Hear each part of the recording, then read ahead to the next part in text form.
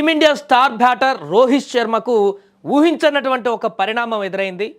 భార్య పాపతో కలిసి రోహిత్ శర్మ కారులో ఎక్కుతున్నటువంటి సందర్భంలో అక్కడికి వచ్చినటువంటి అభిమానులు చేసినటువంటి కార్యక్రమం, అంటే అక్కడ అభిమానులు చేసినటువంటి అత్యుత్సాహం ఒక రకంగా తీవ్రమైనటువంటి భయాందోళనకు గురి చేసింది రోహిత్ శర్మకు, అదేవిధంగా కారులో కూర్చున్నటువంటి రోహిత్ శర్మ భార్య, అదేవిధంగా పాపకు కూడా. ఒకసారి విజువల్స్లో మనం చూడొచ్చు.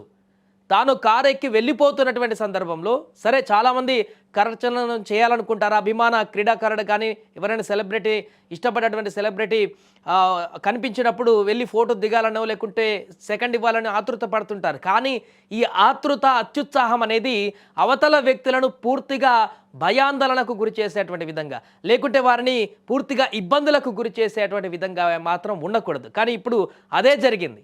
అక్కడికి వచ్చినటువంటి అభిమానుల్లో ఇద్దరు పూర్తిగా శృతి మించి అత్యుత్సాహాన్ని ప్రదర్శించి కారులో కూర్చున్నటువంటి రోహిత్ శర్మ అప్పటికీ తను సెకండ్ ఇస్తున్నాడు వచ్చినటువంటి అభిమానులకు, అక్కడికి వచ్చినటువంటి పిల్లలకి సెకండ్ ఇస్తున్నటువంటి క్రమంలో ఒక పిల్లాడు రోహిత్ శర్మ చెయ్యిని గట్టిగా పట్టి లాగేటువంటి ప్రయత్నం చేశాడు కారులో నుంచి. దీంతో ఒక్కసారిగా భయాందోళనకు గురై కారులో నుంచి పడిపోతారేమో అనేటువంటి భయం కలిగింది ఏమో. కానీ ఒక్కసారిగా రోహిత్ శర్మ ఊహించినటువంటి ఘటనతో వెంటనే ఆ కారు విండో మొత్తాన్ని కూడా పైకి లిఫ్ట్ చేశాడు.